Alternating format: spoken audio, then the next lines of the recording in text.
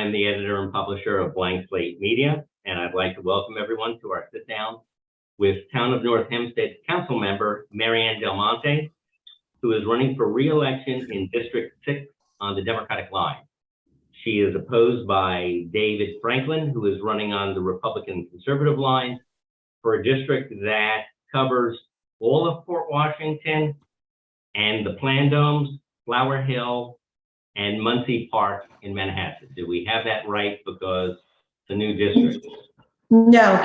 So what will happen is, as of January 1st, it will be all of Port Washington, the village of Flower Hill, the village of Roslyn, and the village of Roslyn Heights. Oh, okay.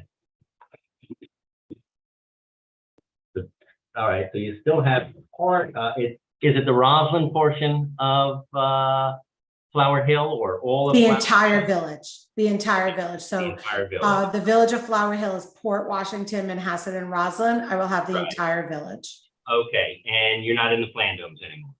No. Okay. And if you want me to explain why I voted for that, I will be glad to if you want to. Nah, well, we'll see where we are at the end.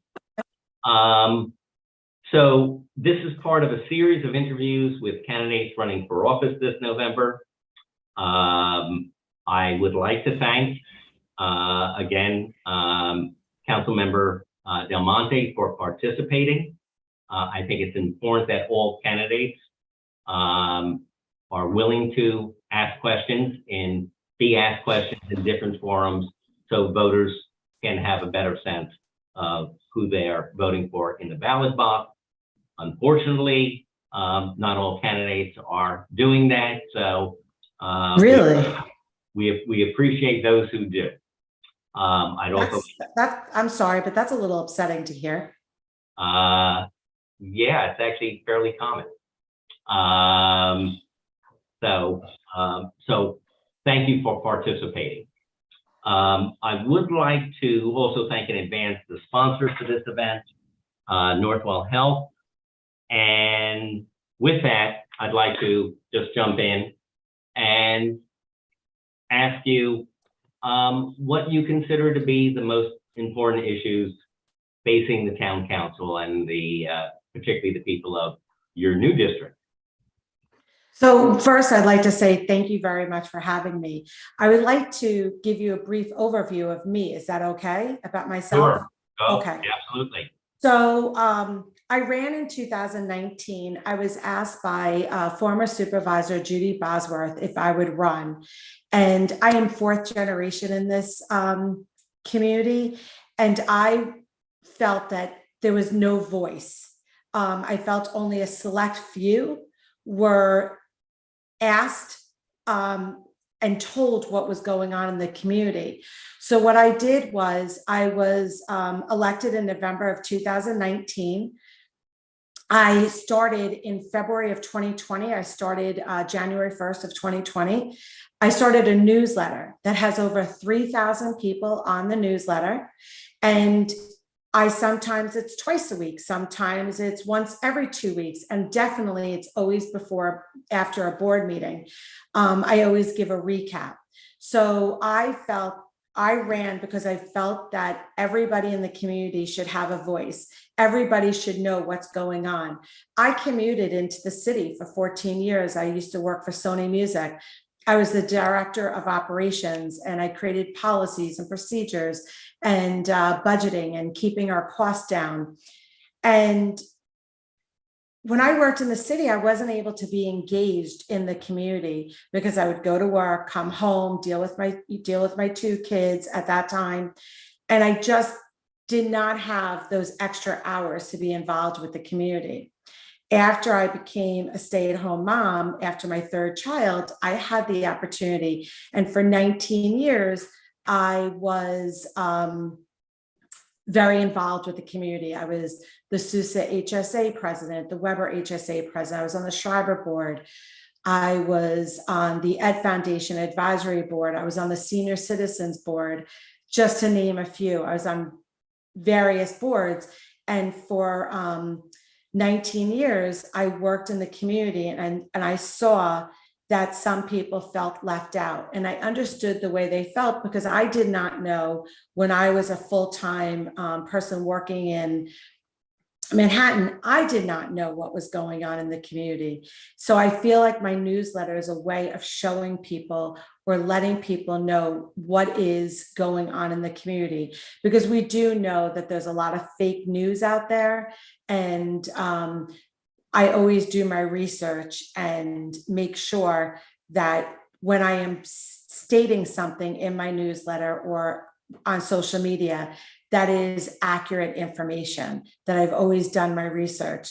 So I truly love this community, and that's why I ran, and that's why I'm running for re-election, because I feel that everybody needs to have a voice.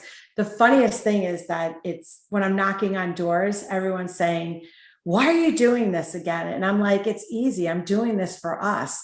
I'm doing this because I want all of us to have a voice, and I want to advocate for us. So, so I just want to thank you for giving me the opportunity to another way of telling the residents of District 6 why I am running. So I would like to thank you for that opportunity. Okay. So the most important issues, back to that. Yes. So consider, let's say the 3 most important issues. You can go over if you want. So I feel that lowering the cost of living is one of them. You know, we have rising taxes on Long Island that are forcing families out. I feel that that is something that we need to look at. A lot of people don't seem to understand, because when you are a resident in the town of North Hempstead, you are cutting your check to the town of North Hempstead. Many people don't realize that the town of North Hempstead is basically a clearinghouse. So for example, I think it's very important for everyone to go and look at their Nassau County property tax assessment and look to see where your taxes are going. For example, you can pay $30,000 in taxes, but only 1,000 of that is going to the town of North Hempstead, and everything else is being spread out. We don't have control over the county taxes, your school taxes, or anything like that. The only thing we can control at the town board are your town taxes, which are usually the lowest on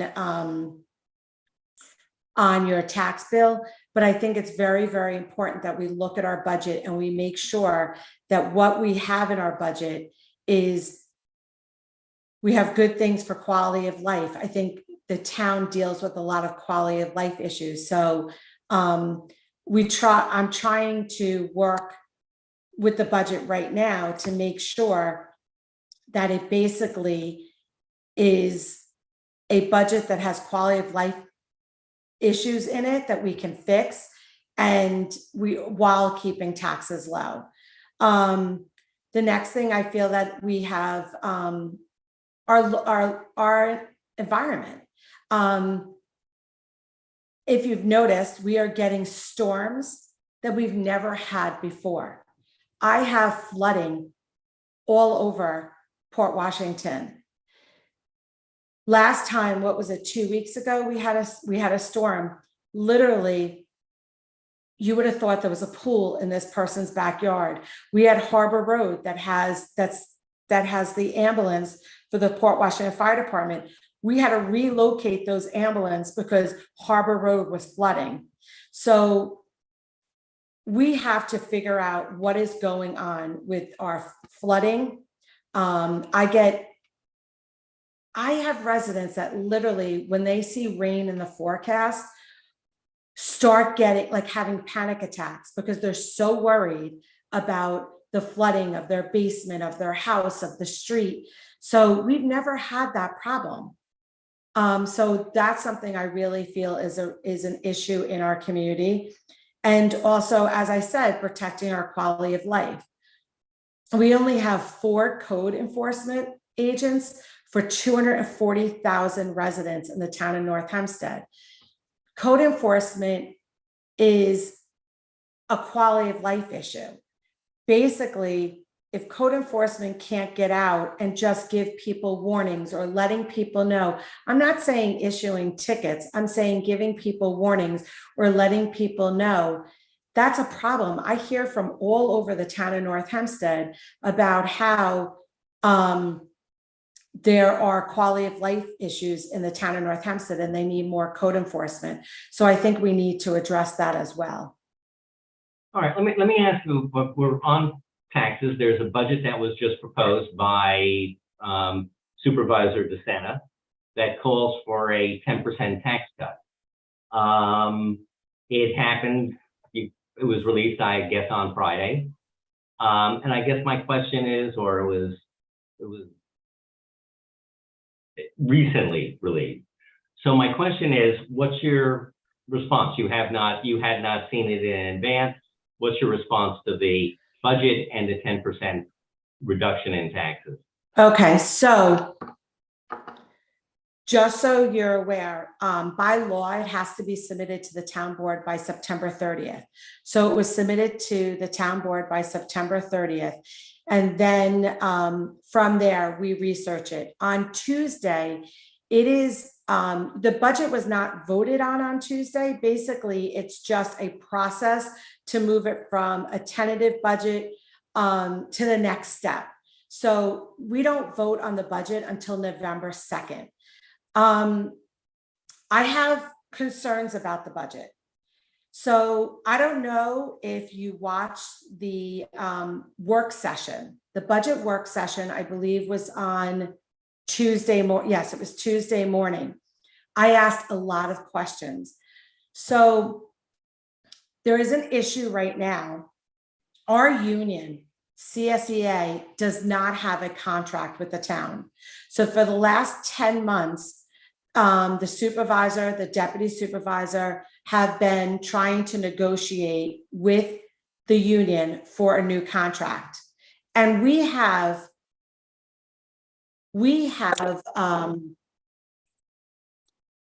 our union force are so dedicated to the town of North Hempstead, and they deserve a contract. So I want to say that first. I am saying this because I don't want anyone thinking that I don't support our union workers. I 100% support our union workers. The problem is, and I asked this at the work session, the budget that we received, okay, so I'm just going to put my glass on just so on the general fund is $91.8 million. And the TOV fund is $41.4 million, okay? Mm-hmm. Now, you know, on a budget, your revenue and your expenses have to match, okay? What's happening is on the general fund, to have the revenues and the expenses match, $3.6 million is being plugged in to the budget on the revenue side to make up for the expenses. And on the TOV, I don't remember the exact amount, but I want to say maybe it was 2.4 million. I don't know the exact number. Hold on. I don't, 2.5 million, I believe. So the issue is you're plugging the budget because your revenue and expenses don't match. You need to increase your revenue. So next year, when you go to do the budget, you're already short on your general fund, $3.6 million, plus whatever expenses you have to add. So it's not really balancing the budget the right way. It's like you're taking from Peter to pay Paul. Well, eventually that's going to end. So that has I have a lot of concerns about that, but this is my major concern. The budget was given to us on September 30th. The union threatened to have a protest outside of our October board meeting. They were going to have the big rat. It was all over social media. And then there was no protest the next day because apparently a deal was made. Now, I have never gone through a union contract negotiation. So I asked somebody who has, and I said, prior, when there was a contract negotiation with the union, did the supervisor, and it was former supervisor Judy Bosworth, did she speak to you? Did she let you know what was involved with the contract, just to give you a heads up to let you know what your thoughts were? And they said, yes. There is no communication from the supervisor's office to any Democrat, Republican that I know of about the contract. So now I asked in the work session, I said, Supervisor Scalero and Deputy Supervisor Scalero and Supervisor DeSena, can you let me know, is this general fund of $91.8 million going to increase? And then we're going to have to use more money to plug the expense. He told me that he could not answer that. So I voted to move the budget to the next step, but I can't right now comment because I don't know. I have amendments that I want to put in for this budget. For example, Supervisor DeSena took out my oyster program, which is $19,000 for the year. So when I was going through the budget, I looked at the line item and I saw the line item was the same, but I just had this feeling I needed to ask this question. I said, just confirm with me my oyster money is in there, the $19,500. And they actually said no. So my oyster program. That's the program where you're putting that in the Long Island Sound to the Mahassa Bay for water quality. So that program was cut out of the budget. I was so upset by that. You know, it's upsetting because when I go through the budget and I went page by page, it just So let me ask you this, is the CSEA money, the agreement, the dollar that they've reached, is that the thing that's creating a $3.6 million hole? No. That's in addition, this would be in addition to. So I asked, my question was, and you can go to the videotape, I asked in the general fund, the 91.8 million in the general fund and in the TOV 41.4 million, will that be increasing? Because obviously if the expenses increase, you're going to have to increase your revenue. Like, is that going to be, and he could not answer that. So how could you not answer that? So I don't know what they agreed upon with the union is in this budget hidden somewhere, or it's not. And they would not answer that question at the work session. In addition to that, there might also be, you're looking at it and see a potential $3.6 million hole in the revenue. Correct. Right now in the general fund, there's a $3.6 million hole in the revenue. And you have a $3.6 million hole in the revenue for 2024. That 3.6 million hole for 2025 is just going to increase because you're not finding ways to generate revenue. You can't have a budget where you have a hole. You can't, fund balance. So when Supervisor Bosworth was there, fund balance, she left alone. And then the fund balance during COVID actually increased because of the mortgage sales tax. There was a lot of turnover. That we received a lot of money in fund balance during COVID. And Supervisor Bosworth was, from what I understand, is the interest rates were very, very low. Supervisor Bosworth, we had a AAA bond rating. So when you bond something, you're bonding at the lowest interest rate. So you're better off bonding than using your fund balance. But when your interest rates get higher, you're better off using your fund balance for your projects than bonding. The fund balance is the surplus? Yes. So the surplus is there. And what you could do instead of, if you say you wanted to keep taxes at 0%, you didn't want to increase or decrease taxes, you can now use, instead of, you can use that fund balance to pay for the things you would have bonded for. Okay. Okay, so right now you're looking at this and saying you're seeing a 10% tax cut, but then you're saying, wait a minute, you have questions of whether you actually have a balanced budget. Correct. And that is not including the possibility that the agreement that was just made will add to that. Correct. That's why I have reservations right now about, would I like to give a tax cut? Absolutely. Of course I would. But I have to look at it. You can't just look at this year. You have to look at the future. And to make sure, because I don't want to vote on something that could eventually in 2 years, 4 years, 5 years bankrupt the town. I want to make sure what I'm voting is the right thing for the town. So do you think perhaps election year politics, that it sounds good when you call for a 10% cut? That's not something that is unattractive to somebody who's running for re-election? Yes, and just so you know, for example, in this budget, $2 million was taken out of paving, $1 million was taken out of sidewalks. It's not, I don't know where you live, but I do know in Port Washington, I get complaints all the time about roads. And I was able to pave more roads last year because Councilwoman Lurvy thought, she really advocated to put more money in the budget for paving.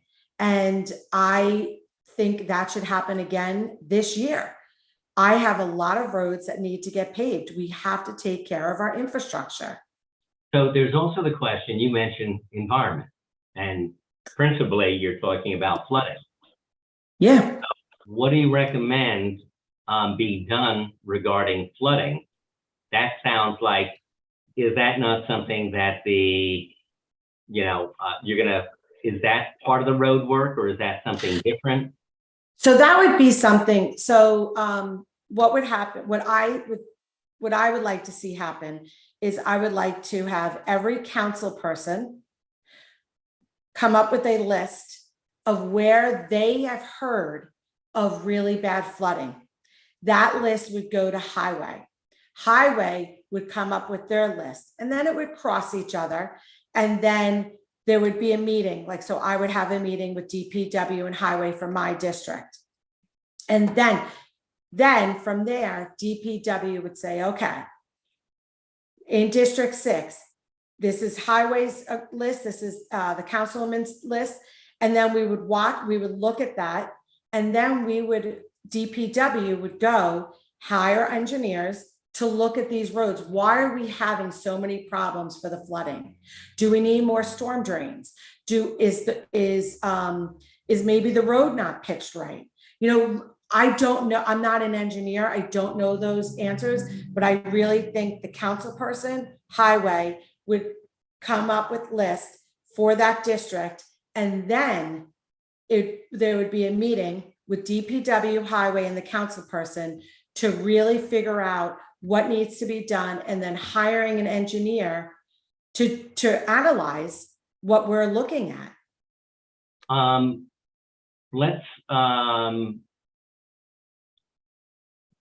Is there money in the highway budget?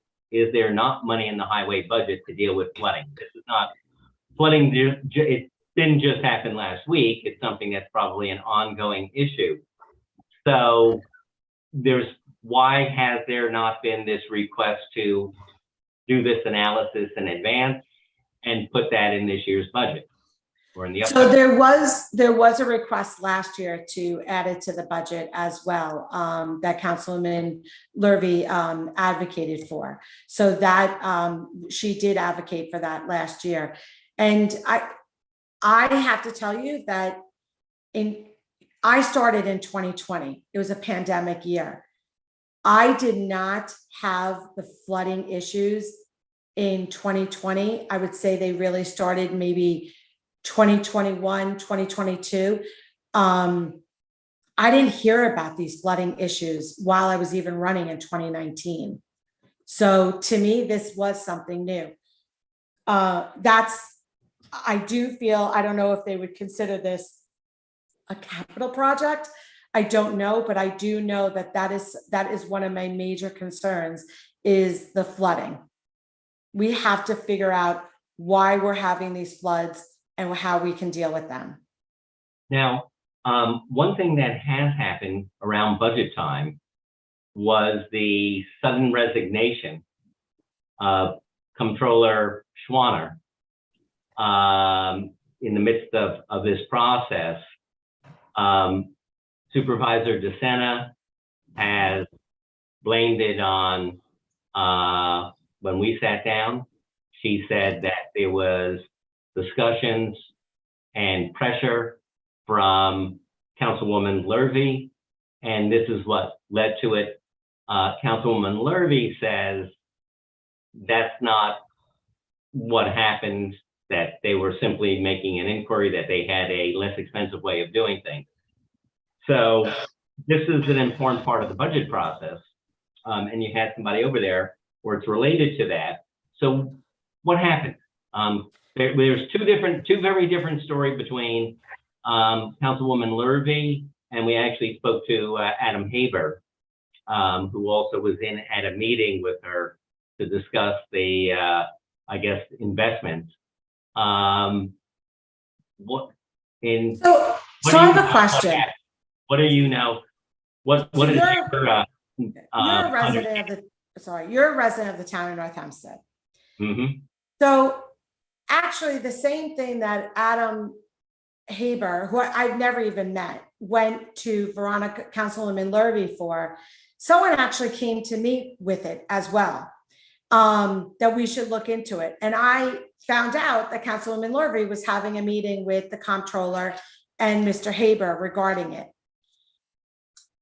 When we have meetings all the time, it doesn't mean that we are going to go that way, but if a resident comes to you and says, hey, I've heard about this, other municipalities are using it, which I do know other municipalities, our police departments using it, NY class, you should look into it. So who's your expert? Your expert's the comptroller. So what are you going to do? You're going to call a meeting with the comptroller, this resident, and then the comptroller is going to decide whether they want to look into it or whether they don't want to look into it. That's what happened. But what happened was all the emails the board members were receiving were horrible from the supervisor's office. I mean, it was like, how dare you meet with them? And it was like, I was like, what is going on here? Like the emails that I received and I was reading, I was going, what? No one's forcing anyone to do anything. It's just, hey, this program's out there. You might want to look at it. And it just turned into a back and forth with, the supervisor's office was sending very nasty emails. And I was going, this is something's not right here. I've only spoken to the comptroller twice. Once I went down to welcome her and I saw a picture. This is how she started out. I went into her office. I said, it was like her third day. I'm like, welcome, just wanted to welcome you. And I saw a picture in her office that some people in town hall think it's a little creepy. Some people think it's a wonderful picture. I said, oh, you like that picture? And she goes, no, I was told this is the home for this picture. I go, what? This is your office. She goes, yeah, I really don't like it. I go, do you want me to take it out of your office for you? She goes, oh, would you please? I go, of course, this is your office. Nothing in your office should make you feel uncomfortable. You know what? That was my first meeting with her. I took the picture out, I put it in the hallway, and then someone else put it in their office. Let me ask you I this. mean, She is not the only person who's resigned. There's yeah, no, I know. two We lost deputies. another really good employee. There was a deputy and there was the head of the purchasing department. So why is this happening? If you're a voter or a taxpayer, you're looking at this and going, why are the people in the budget department, which is important, or in the purchasing department, which is kind of connected to that, why are they quitting? And in the case of at least the controller, like in short notice, what is going on? So, very good question. We lost two employees. I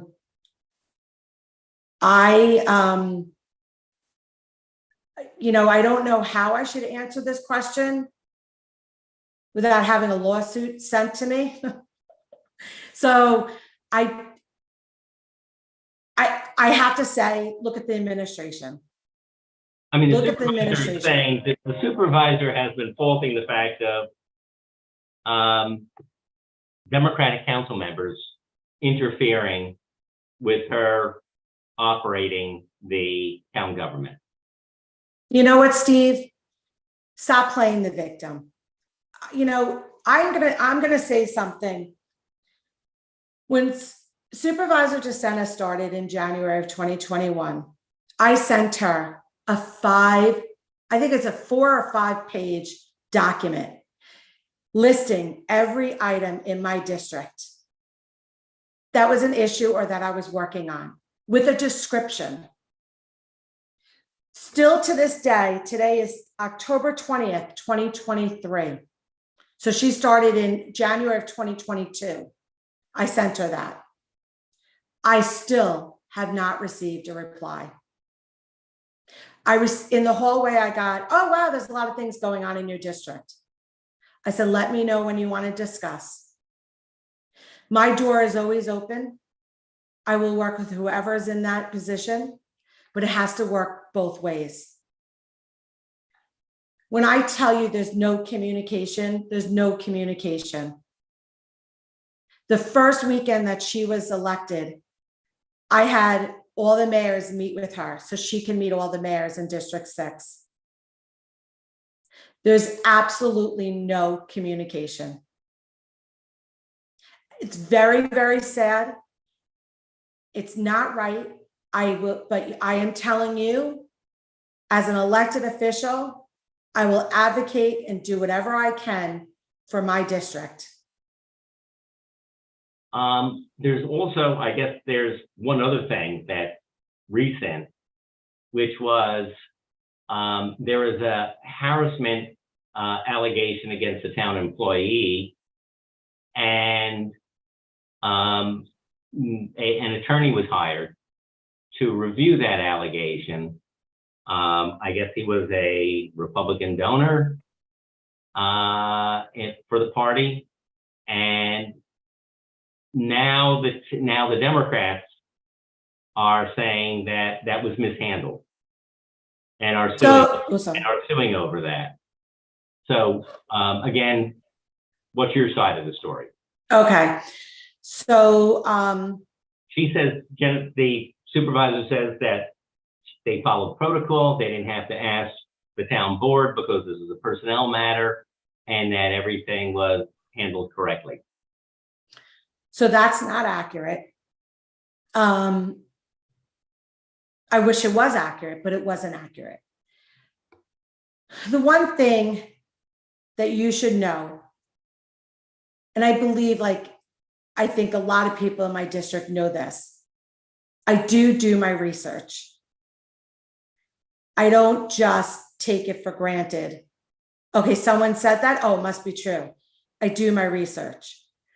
So in the research, we would have never found out about this if we didn't receive an email letting us know that this was done wrong. When you hire, first of all, there's no contract. When you hire someone, there always has to be a contract. Even if somebody wants to do something at the senior center, like a flu vaccine, if I'm not involved with it and they want to use the senior center for a flu vaccine, there's got to be a contract. There's always a contract. We always cover ourselves. So that's number one, there's no contract. Number two, regardless of this attorney being a Republican donor, take that out. The fact that the person was not hired by the town with a town board resolution, there's no contract, and he was paid over the amount that the board has voted on. We have a list. The town attorney has a list that was voted on unanimously that you can pick from. This attorney's not on that list. This was a hand-picked attorney. And when you read the resignation letter, you knew that there was a problem. But then I didn't know that this attorney was not on the list. And then he was paid close to $12,000 without board approval. So it's being, we wrote, this is not political. Whether this happened on November 7th or November 8th after Election Day, or it happened in January of 2021 or 2022, I would have stood at the steps of Town Hall and done this. It happened. The check was cut September 1st. So I can't help when the check was cut. I can't help that I just found out about this. Right. So it's not, we brought it to a comptroller, Elaine Phillips, who's a Republican, and asked her to research it. We didn't originally go to the Attorney General. We went to the Nassau County Comptroller. We got an email back within 24 hours. I think it was less than 12 hours, stating, nope, we're not investigating this. But I don't understand, you're investigating our building department. You'll take that on as operational, but you won't take this on as operational. That to me doesn't make sense.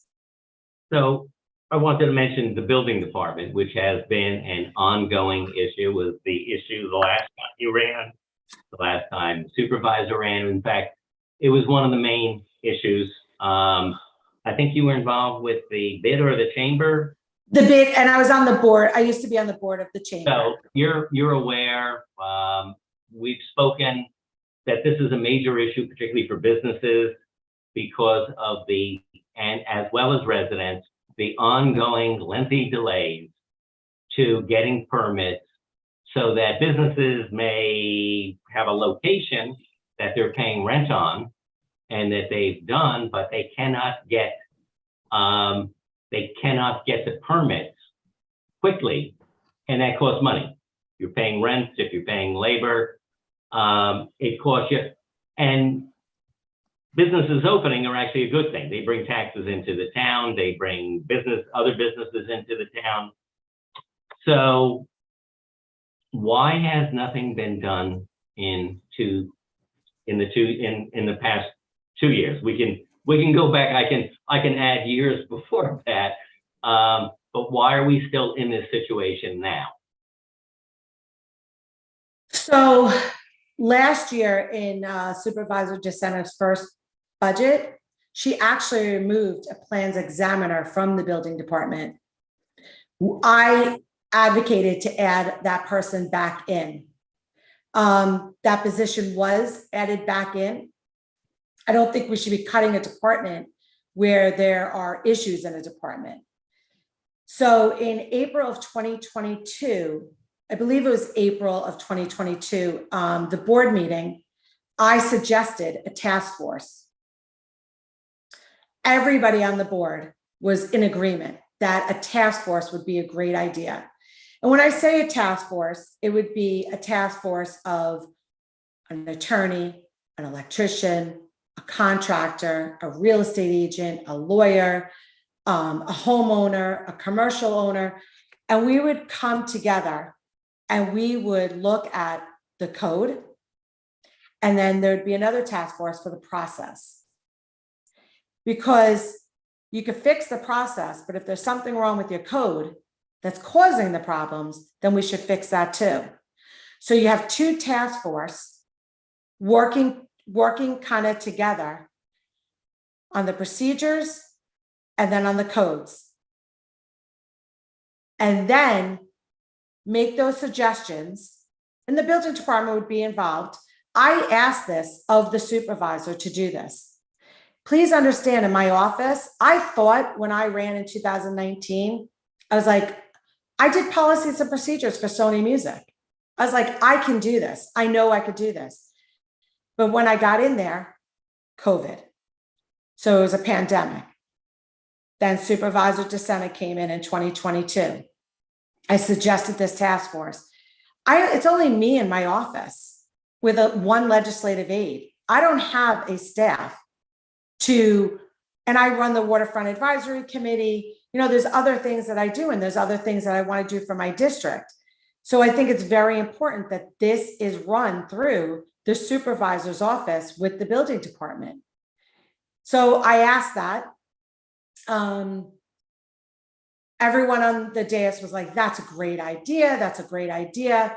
And then I think a couple of weeks later, there was I found out a minute before, there was a press conference in front of the building department where I was there as well, but found out about it like literally a minute, 2 minutes before the press conference. And I went over, and that's when she called for an audit by Nassau County Comptroller Elaine Phillips. Okay, now you're calling for an audit. So I guess there's going to be no task force. And I'm not going to be going into the building department while there's an audit going on. I'm sorry, I'm not. There's an audit going on. I'm going to let that audit happen. But I do feel that if we have new administration, that building department will get fixed. You know, when John Kamen was the former supervisor, he's the one that found the corruption. He's the one that called the DA. He is the one that found the corruption. He is the one that dealt with the corruption. And am I saying, do I think there's corruption now in the building department? No, I don't. Do I think that, you know, maybe some things in the code and some things in the procedures need to be changed? Yes, I do. But I think we need to have a task force to figure out what those are. Has anyone been told what the timing is? Because this audit is now was requested more than a year ago. The supervisor was unaware of when there would be a report. Have you heard anything from? I have not heard anything about when this report will be done, but audits do take a very long time. I will be shocked if it doesn't come out the week before Election Day. I'll be shocked. I think that's when it will come out. Now, how about just this year?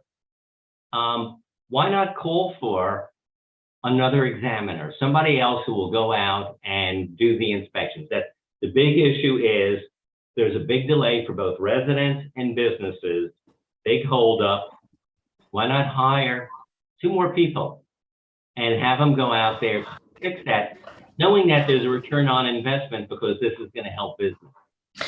Well, just so you know, the building department asked for 5 more people. They got nothing. Nothing was added to their budget. Building department asked for 5 more people? The building department asked for, I don't have my budget sheet here. I have it in the office. Because as you know, I could not do this interview in a government building. That's why I'm home. And I would never do it in a government building when it's relating to campaign. The building department, I believe, asked for 5 additional building inspectors, and I believe 1 plans examiner, if I remember correctly. I actually have the notes at my in my office, and I could send you an email with that. Are you going to propose that be included in this year's budget? So right now, I really need to see what the contract with the CSEA is to find out how this is going to affect this budget that was given to us. And the CSEA agreement was decided upon after this budget was submitted to us. So I don't know. I want to see how that's going to affect the budget, because as I already told you, in the general fund, there's a $3.6 million hole already in the general fund. Okay. And we need, code enforcement, for example, public safety, code enforcement, they asked for, I believe it was 2 or 3 additional, I think it was 3 additional people. So there's a price, there are things that could be done with the money that is being, with the tax cuts. If it wasn't cut as much, there are uses that you see out there where this money could go. Yes, and I think quality of life is very, very important in that. So that's, okay, so I might get a deduction of $100 in my taxes, but what about my quality of life? Is it worth that $100 deduction? Or should I get a $50 deduction and I'll have quality of life? I have to weigh that out, but I can't really weigh that out until I know, how I'm going to find out what's in this contract? The union's having a meeting on Monday. This is so pathetic that I'm going to find out this way. The union's having a meeting on Monday. They're going to be told what's in their contract by their president. I'm going to hope that a union member will come back to at least one person on the board and say, this is what is in the contract. And then I'm going to have to send a letter to the supervisor and the budget team and say, this is what's in there. Is this in the budget? Yes or no? I just want a yes or no. If no, how much needs to be added to this budget? Okay. That's very, very important about this budget and please understand when I'm saying this, I support every union worker at the town of North Hempstead. They work very, very hard. I mean, for example, you have to pay 25% of your medical. That's a lot of money when you're, a laborer starts at like $47,000. And then you have to pay 25% of medical. That's a lot. Okay, well, let me ask you another thing kind of related, housing. So one of the things that we're discussing, you were discussing taxes being high. Part of that is driven, or a lot of economists are saying, obviously school taxes are 2/3 the budget, and people vote on it. So if people want to lower taxes, the schools are, we're more of the money, but more in terms of the cost of housing. There was just a story today about the number of people who have now left New York State. And the biggest thing that they are citing, it was actually 2 things. It was interesting. More remote learning, more remote work. So people left the city, so there was a pickup in population in New Jersey and Connecticut, and they got people as well as Florida. But the big source, one of the big reasons was the cost of housing. The governor has said that there is a shortage of 800,000 housing units in the state of New York. Rents in New York have gone up. The cost of homes are expensive, have gone up in Nassau County, where there are very few apartments, one of the lowest percentage of apartments of any county in the region, in terms of mostly it's single family homes, not multi-family homes. So that seems to be, that's driving up costs. But when the governor came up with an idea that is being adopted in other states for accessory dwelling units, That was turned down and was objected to. And she also came back with a program that would basically look for 3% increase in population and stress transit-oriented housing by places like the train stations here. But that was opposed by the town. So what is it if that cannot do? So number one, is there any room for housing in the town of North Hempstead, or let's in your area, where number one, young families can afford to move, older people can downsize and go into an apartment? Is there that ability? Is there room for that? And if so, where should that go? And how are you gonna get people?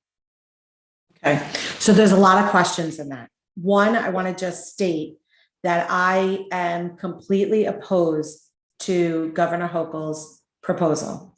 Okay.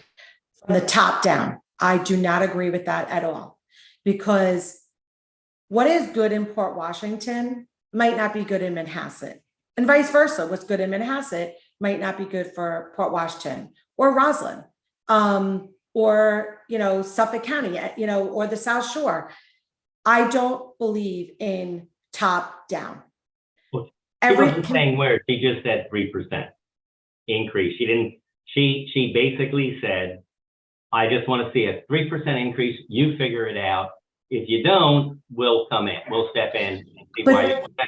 But she didn't. She wanted to take local control away from us. Well, there has not been an increase of population in Nassau County or the town of North Hempstead in 60 years.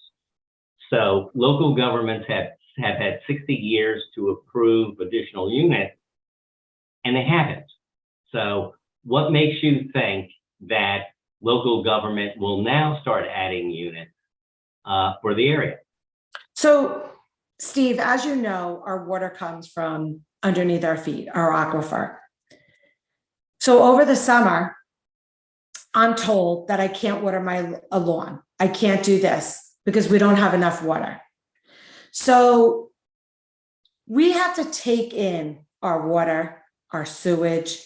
We have to take in our fire department, our police department. You have to take all that into consideration. Is there a shortage? Are you saying that there's no room for additional housing? No, I'm not. Let me finish. That I feel that we all need to work together. Okay. So we need to work together to see if we can add housing and where we can add housing. I'm not going to be the one that says we can add housing here and we can add housing there. We have to work together with the water district, with the police district, with the schools, with the sewer district, and with the villages. And we need to figure out in the community, because you're asking about the community I represent, can we add housing and where can we add housing? That's what we need to figure out.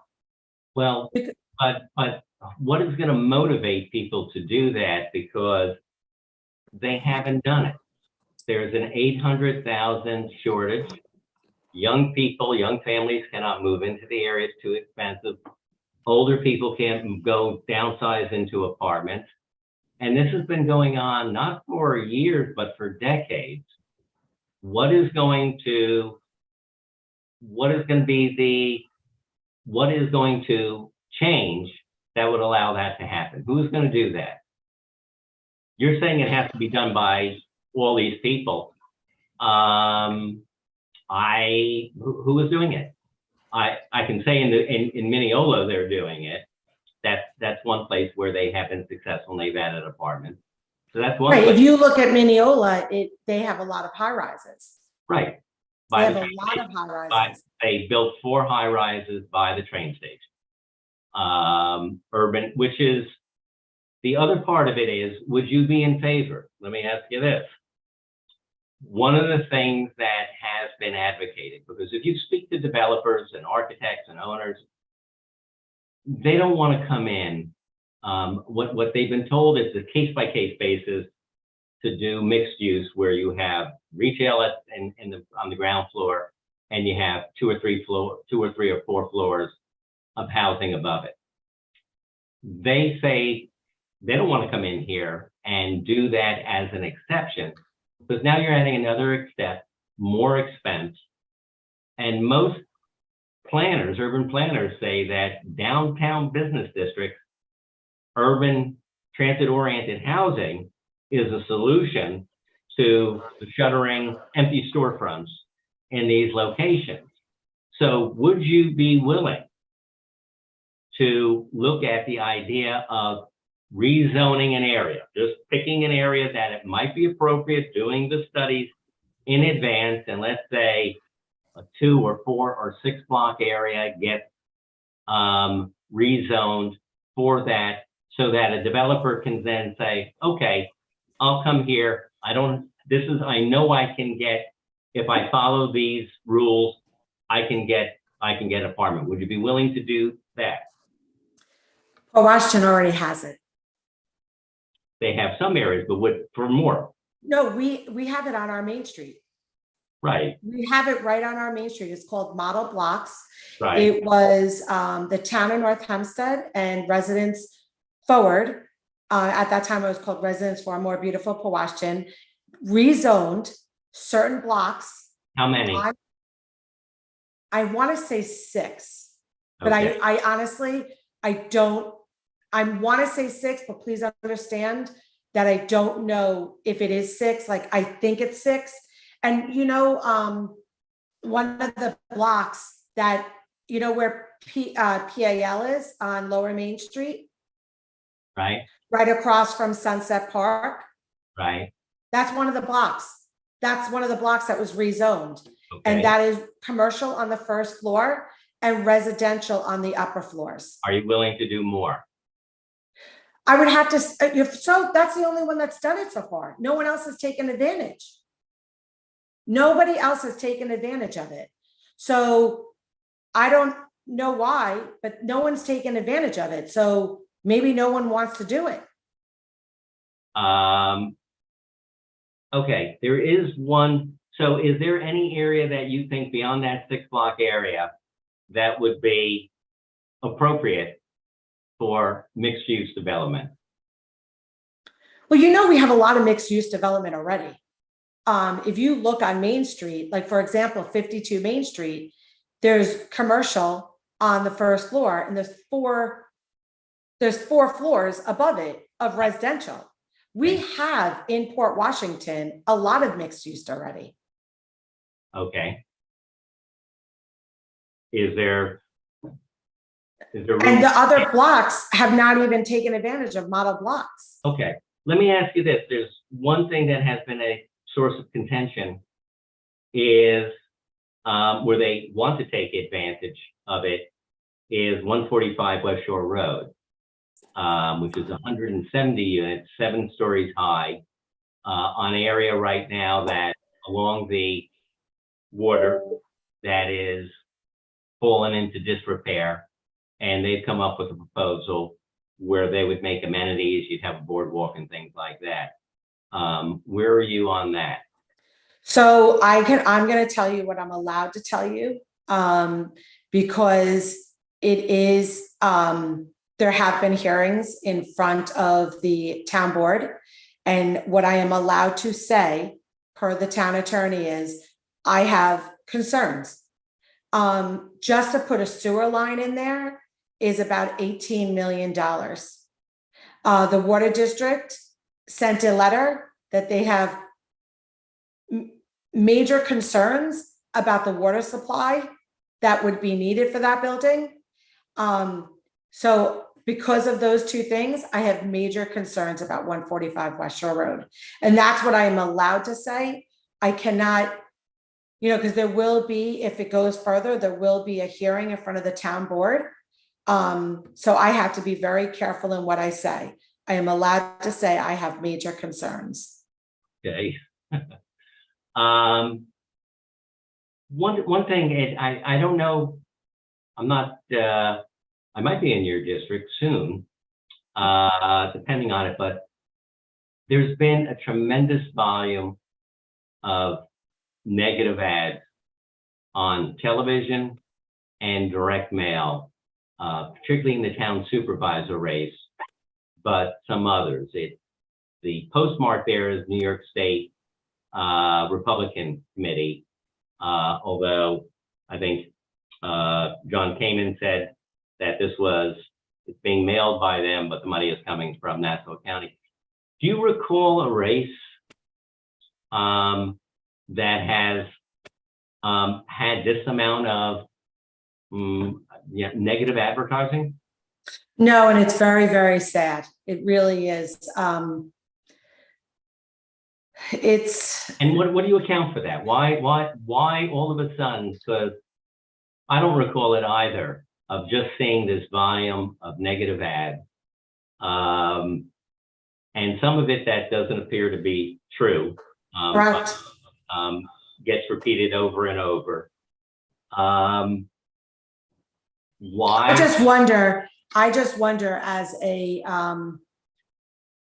Catholic, how do you, I don't know, do you go to confession every Saturday because of the lies you're telling? I don't know. It's very, very upsetting. It's very, very upsetting. What do you attribute it to? I don't. And where do you think it's coming from? I think that, first of all, I think you should vote you should vote the way you want to vote because you've done your research. You should not vote because you're a Democrat, or you should not vote because you're a Republican. You have to vote because it's the right thing to do. I have to put my head on the pillow at night.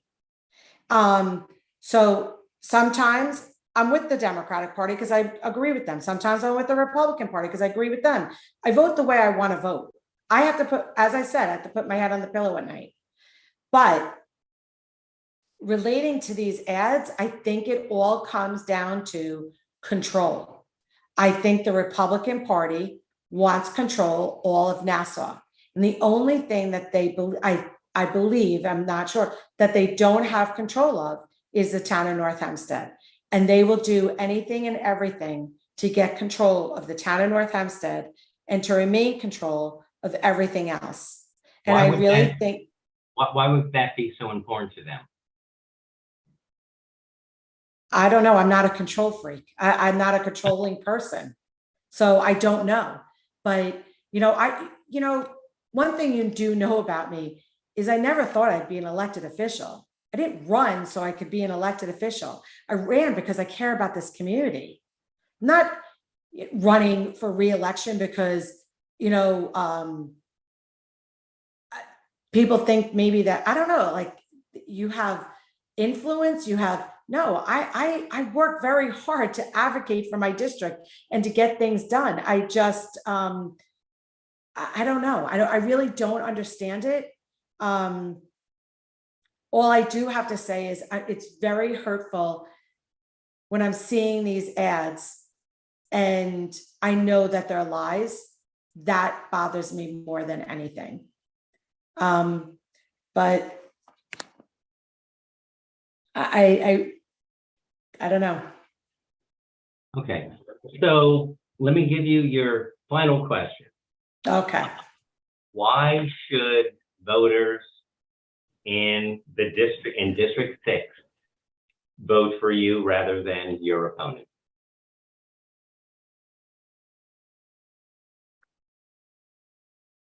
Anyone that knows me knows that I'm a straight shooter. I don't hold back. I do my research. I vote the way I feel is the right thing to do for the community. Not because now for a Democrat, now for a Republican, it's the right thing to do. For example, there was fake news about migrants being dropped off in Port Washington, Roslyn, and Manhasset.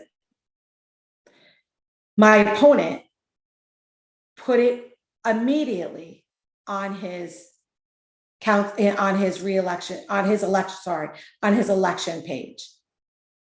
I didn't do that. I got the story. I did a little research. And then I said that I remembered 3 weeks ago, we had no train service from Great Neck to Port Washington and we had to use buses. I remember putting it in my newsletter. Then I called the police chief and he goes, "It's fake news. They investigated it. There was no buses." And I asked him for a copy of his statement. So when you say, why should someone vote for Dalimonte over my opponent? Because I will do my research. I will advocate. I'm not going to steer the residents in this district. I'm not going to put fear in them to gain political points. I am a real person.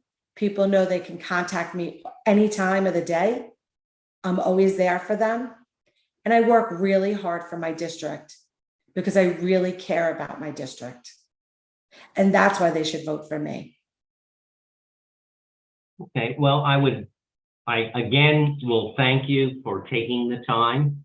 I will say that we have offered your opponent an equal opportunity to be here. He has yet to take us up on it. We hope we'll hope we're able to schedule something. I'd like to thank Northwell Health for sponsoring today's discussion. A recording of today's discussion will be found on the Island 360, our Facebook page and YouTube channel. And a story about today's interview will also appear in 3 of the Blank Slate newspapers in the District 6 at least in the next week or so. My thanks again for North Hempstead Councilmember Mariann Dalimonte, the Democratic candidate for District 6 on the North Hempstead Town Council, for sitting down and sharing her views. Thank you very much again for doing that and taking the time.